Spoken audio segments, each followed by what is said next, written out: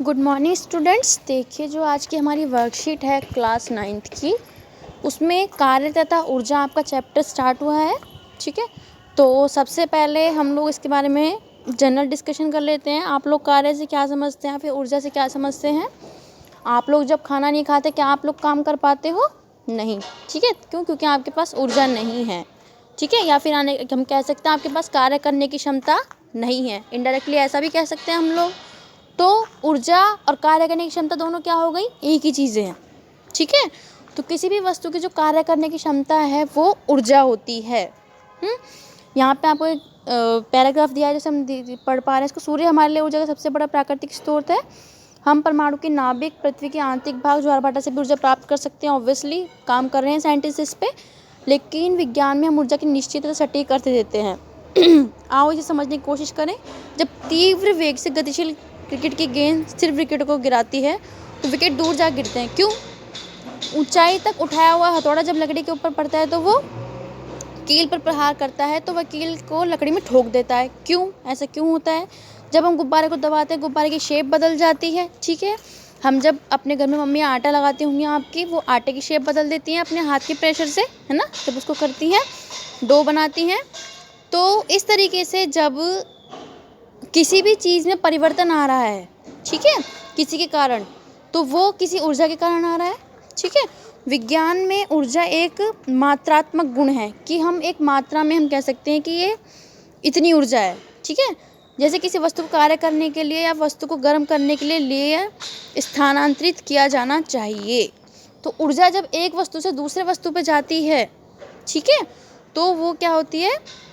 स्थानांतरण हुआ उसका, और उस वस्तु से क्या होता है? उस वस्तु की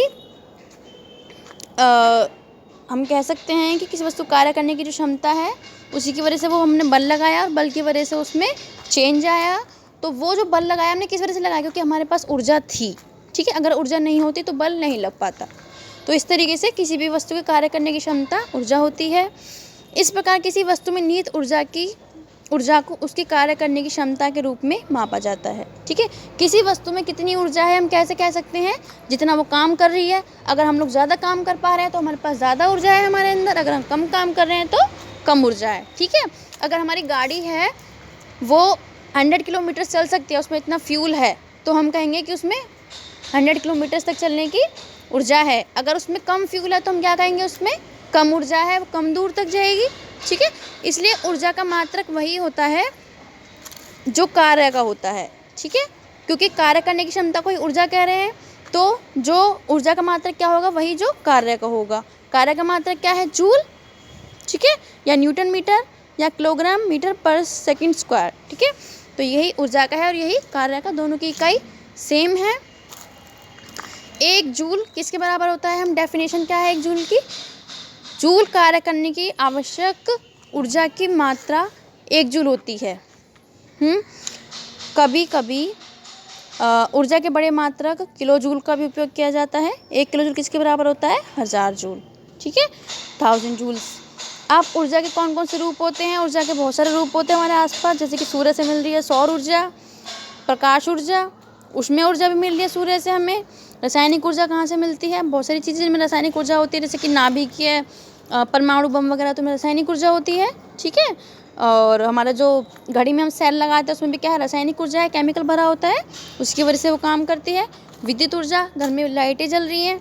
ज्वारीय ऊर्जा, ज्वारभाटे से जो निकलती है। पवन ऊर्जा, जो भी हमारी पवन चक्कियाँ चल रही हैं। ध्वनि ऊर्जा, कोई भी चीज़ें किसी से साउंड निकल रही है तो वो ध्वनि ऊर्जा है। यांत्रिक ऊर्जा, किसी भी यंत्र से, ठीक है, यानी कि जैसे कि हमारा म्यूजिक सिस्टम होते हैं, टीवी होते हैं, वो सब क्या है? उनसे यांत्रिक ऊर्जा निकलती है। किसी वस्तु की स्थितिज तथा गतिज ऊर्जा के योग को वस्तु की यांत्रिक ऊर्जा कहते हैं। ओके, कोई वस्तु है उसकी पोटेंशियल एनर्जी है, काइनेटिक एनर्जी है, दोनों को अगर हम सम कर दें तो वो उसकी क्या होती है? यांत्रिक ऊर्जा। कोई वस्तु टोटल कितना काम कर रही है, उसका हम पोटेंशियल और काइनेटिक एनर्जी का सम अप कर देते हैं। अब आपके यहाँ कुछ क्वेश्चंस दिए गए हैं, ऊर्जा को परिभाषित कीजिए और इसका सही मात्रक भी लिखिए। ऊर्जा की डेफिनेशन दी हुई है यहाँ पे, किसी वस्तु के कार्य करने की क्षमता को ऊर्जा कहते हैं। ठीक है, अब इसका SI मात्रक क्या है ऊर्जा का?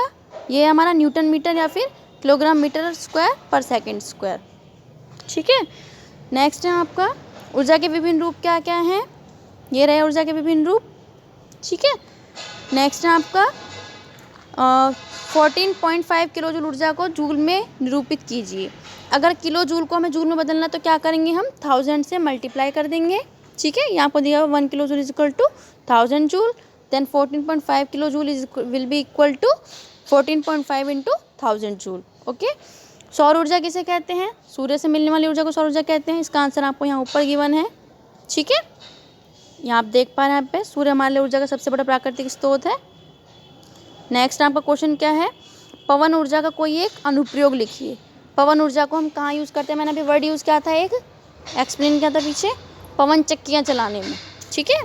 तो इस तरीके से ऊर्जा क्या होती है, ऊर्जा की हमारी ऐसे यूनिट्स क्या हैं और ऊर्जा के रूप क्या क्या हैं, ठीक है। तो हमने इस टॉपिक पर डिस्कस कर लिया। अब इसके आप क्वेश्चन सॉल्व करके सेंड करेंगे। किसी को कोई डाउट होता है तो मुझसे पूछ सकता है।